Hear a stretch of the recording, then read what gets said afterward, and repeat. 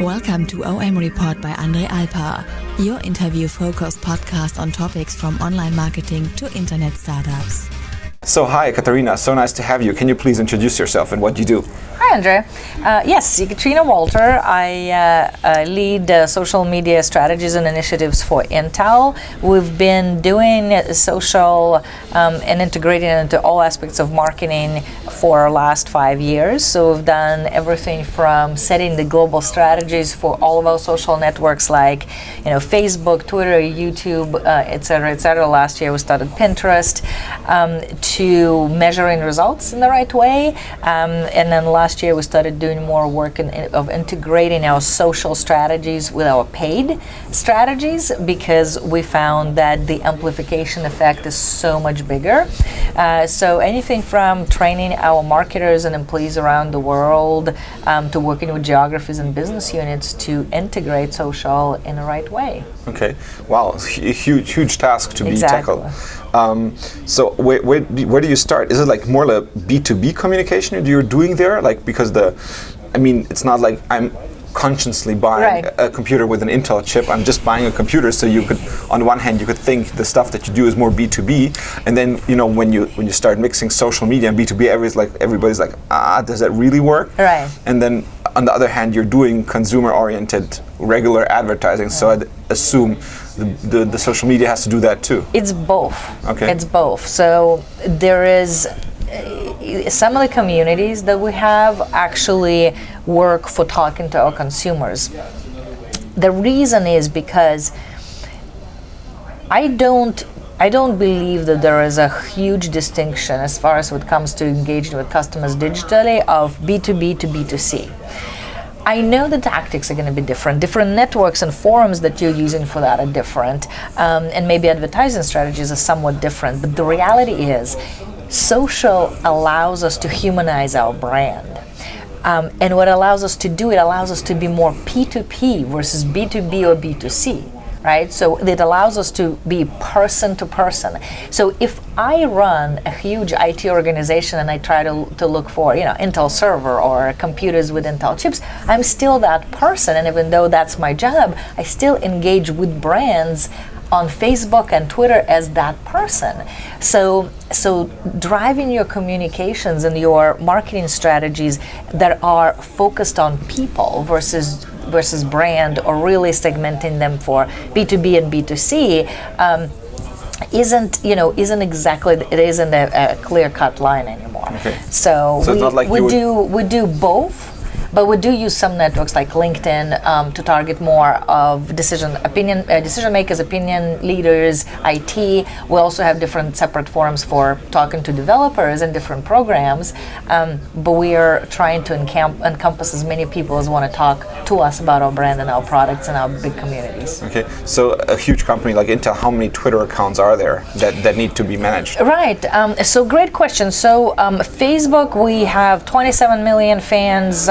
Across in over 50 countries, so it makes it about 40 one account pages per country. Yes, about that. At least that's our strategy. Doesn't mean it's good strategy for everybody else, but that's what works for us. I make sure it's localized in the right way, but we don't defragment our fans. Very similar with Twitter, not the same, but very similar. We had country accounts, and we also have accounts that are focused specifically on particular audiences, especially if we know those audiences are very highly engaged on Twitter. So you would say, official accounts probably 35, 50 across the world. So it works very similar for a lot of our networks. Can you probably give a specific example for one of those accounts that is specialized on a certain community? IT, for example. IT at Intel, our IT organization is very engaged socially. They put out a lot of white papers, a lot of demos, a lot of content that's specifically focused on IT audiences. And some of the content is fun and could be adapted to consumers, and they want to see it like different infographics or videos. But a lot of this content is so in-depth and so technical that it for would a broader audience it would be confusing. It wouldn't work. So we do cross-pollinate or cross-promote every now and then, but we don't do it with specific accounts like that. Okay, so if it's something that regular people could also understand that it's probably pushed from the IT account to the US global, account. Yeah, at Intel global handle. All right. Okay. So how do you measure the success of whatever is done? Is it thinking more in terms of like a regular advertising? So you're thinking and talking about reach with the people, heading the departments, or is it more like in a transaction business where you're thinking of, is there some sales or lead gen or anything that's happening, to really hardly measure results? So, at Intel, it is a lot of what we do is sell through, not sell to. So, and B2B is always harder to measure like that. So a lot of our efforts focus on raising brand awareness, right? So, but that said, we're not oblivious to how much sales we drive or how much buzz we create, because I think the reality is if the brand is on top of mind consistently, right, and there's constant buzz and conversation about the brand, if you're on top of mind and you walk into the store, you always think, well, why don't I buy a system with Intel inside versus somebody else? And so brand awareness is one of our critical goals. But the way we measure it, we measure everything. The way we measure it, so if you look at our communities, we'll look at different things. Growth of our community is one, which is more of a vanity metric, but still important. We want to know how big our community is. But what's more important to us is engagement. How much people engage, how often, who are the ones that engage the most. And that is one of the most critical numbers for us.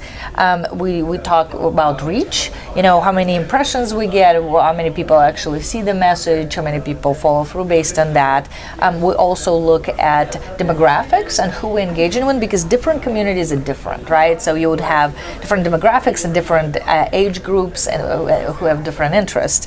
We also look at how's our organic sort of communities and organic exposure interacts with paid, and we try to have that comparison as close as we can, so apples to apples, and we actually designed our very own custom point system within Intel that talks about if they're taking these actions with paid media or with our paid content, different of those actions have different weight. It's the same here on social side. Like is way lighter than share. If person shares, the content travels farther. So you kind of assign different weight system and look at comparing apples to apples versus just we'll measure this separately and that separately, and you report it out to management that way. So how does social media work on an organization level? Is there like people in this specific country managing the accounts, and then like the several people that manage the accounts, they meet every once in a while, either virtually or on a certain place, or how do you do that? There is different models how people sort of activate anything new that comes, right? So like social media is sort of new, moving your budgets from traditional to digital is sort of new. And so one of the most used models that we use is called hub and spoke. So we have corporate marketing group sitting in the center, and we have a small team there, social media center of excellence, and we have integrated media team now where we merge social media team and paid media team. We call it integrated media. And what we do is we set direction. We don't try to put people in the box as much, but we set policies, guidelines, direction for the strategies. We set sort of direction for what we want to do with communities, how we want to grow, where we want to grow. Also like the targets and ideas of what can be done? Exactly. And then we're the one who, and then we take that direction and we give it to different business units and different geographies, right? Okay. But at the same time, we actually work on our global account. So, Facebook.com Intel, at Intel on Twitter, a global Pinterest account, etc. And we try a lot of new things. We try a lot of new things organically. We try a lot of new things from paid perspective. And we do sort of this constant A/B testing and so what we come out with is optimization techniques, and we tell our geographies and other sort of accounts that are managed locally that this is the results, this is what works. And so we have constant sync meetings with people who own social communities or people who do different other functions, and we make sure that we set infrastructure in place, tool in place, sort of metrics, and give them guidance on what are we sort of measuring and how we're doing that, so they don't have spend too much time learning that, and so that we're all at the end of the day come together with the right metrics, with a united approach and unified metrics. Is there probably something that you can and want to share that really went different than you expected, like something that went really bad even though you thought that would be like a great thing? Not that bad. We do have some content that doesn't perform well. So we measure it real time. We use multiple tools and also native tools, let's say Facebook, right? We use Facebook Insights, but then we also use PageLever as a very good tool that gives you a ton of other data that Insights doesn't give you. And we'll look at it in real time. And every week, if not more often, we'll look at it and we'll go, okay, this content doesn't perform very well. Or the feedback on that content, either there's not much of engagement or the feedback isn't really that positive. And so but then we'll look at the content that does well, and we look at little ways to optimize it and do better based on the learnings we have, but also, should we push more of this content versus that? We also ask people what they want to hear, and that's one of the things brands missing. They don't reach out to your community and say, hey, you're our community, we respect you, what are the things that you want to see from us? So you'll be surprised at some of the answers sometimes. But we did have... Because they're so good. Because they're surprising. So how all the studies say, if you look at a lot of studies, they say the people fan brand pages on Facebook because they want free stuff. A lot of studies say it's one of the top 3 reasons. Okay. Our community over the past 5 years consistently, when we ask this question all the time, told us that what they want to see from us is the product news, and they want to be the first to know things that the market doesn't. So we kind of getting ourselves in the habit of, if we have a new Fun TV commercial or something like that, we post it first on Facebook at least 24 hours before, so that our fans get an advantage of that.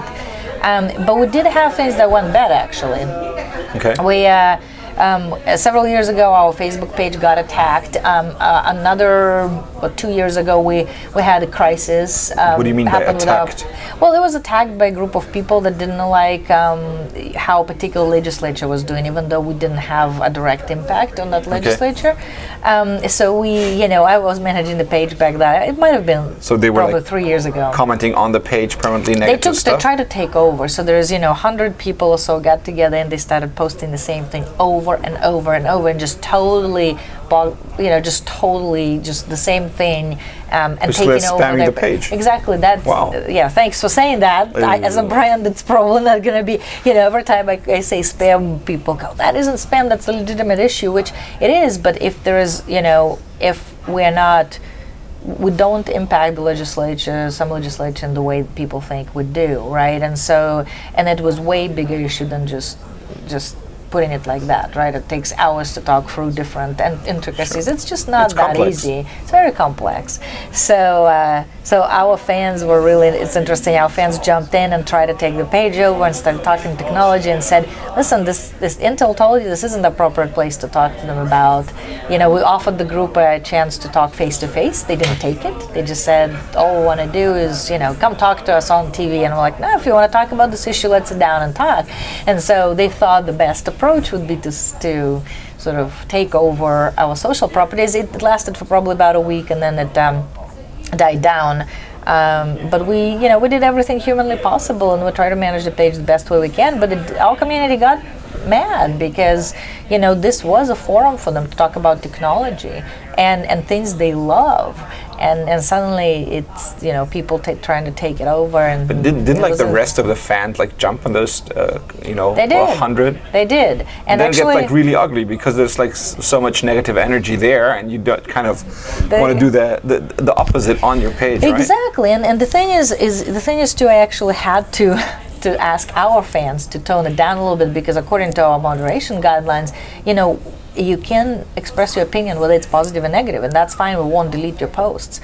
But if it's a little bit abusive and inappropriate and non-respectful to other members, even though they are trying to do something you don't like on our page, you still have to be respectful towards that. But I did things like shut down the ability to post comments on our page for a couple hours, and I was very transparent about it. And I said, listen, this isn't the right forum. Let's calm down a bit. We need to take this forum to somebody who actually can talk about it. I manage this page and I don't know much about this issue. You have to talk to our legal team.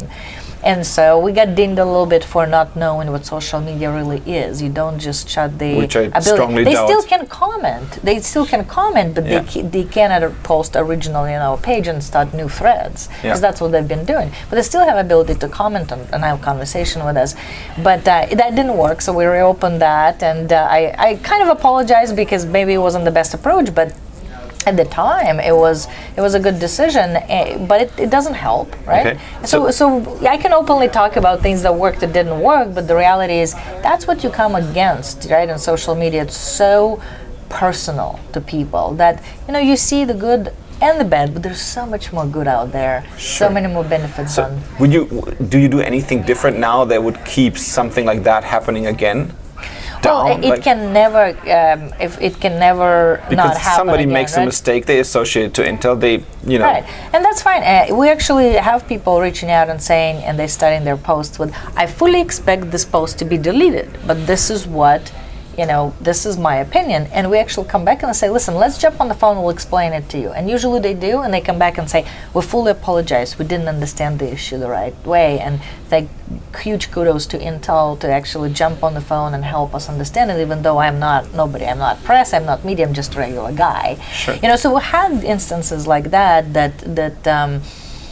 definitely show that we do care about our fans, but you can never prevent that from happening. McDonald's, for example, they always have PETA and other groups actually attacking their social properties, for multiple reasons, and they live with that every single day. So it's just sort of there's more stressful jobs than yours in social media. Even worse. Well, yeah, but we love our fans. We love our customers. I don't doubt it. It is just an amazing platform for us to engage with them, and I wouldn't have it any other way. Okay. Do you probably have any exotic story to share from one of the other countries where you do have your social media presences, where you would think, wow, that's a lot different in social media than in here over in the US? Not that many actually. There's interesting ways people view what's appropriate and what's not in different countries, right? So if you post an image of a half-naked person, it's okay in some countries where it's not going to fly in others. So there's definitely cultural differences. So one of your country's social media managers once posted a picture like that, and it was okay for his country, but you would have never done that, something like that? We advise them not to do it, because it's at the end of the day we kind of understand the cultural differences, but it isn't the right way, and it might be a baked ad by somebody else, not Intel necessarily, right? And they've been sharing a particular article that had that image accompanying it. I don't know. There's just different things, but we constantly. But it did catch up in that country. Not so much. We just kind of caught it, and we're like, well, this might actually be an issue. So we'll try to catch it, as much as we can. It's just like this thing that's happening with Ford right now, right? Where. An agency, overzealous agency, posted something that they shouldn't have been, or ideas in progress that wasn't even approved by Ford. And instead of not taking responsibility, Ford is taking responsibility and was saying, we're going to do everything in our power to not make that happen again in the particular country. But it's a right approach to take, because you work with that agency, both parties have responsibility. But stuff like that, it will continue to happen. The best thing that you can do, and we do it continuously, is educate your people. Have specific training for your social media practitioners that talks about, here are some of the legal ramifications, here's common sense that you need to be using, here's additional ideas, and it's just a really quick, besides some of the other classes we offer, but this one in particular is a very quick course, about half an hour, that talks about, listen, here's the things that you guys need to remember. I just had to laugh because there's a coaching for the common sense. I was like, okay. Sometimes you need to coach for common sense. Just in case, just to be on the safe side. That's all right. Thank you so much for your time. Thank you, Andrea. Thanks. Lovely to be here. OMReport and Andre Alpar would like to thank you for your attention. You can get more episodes on www.OMReport.com.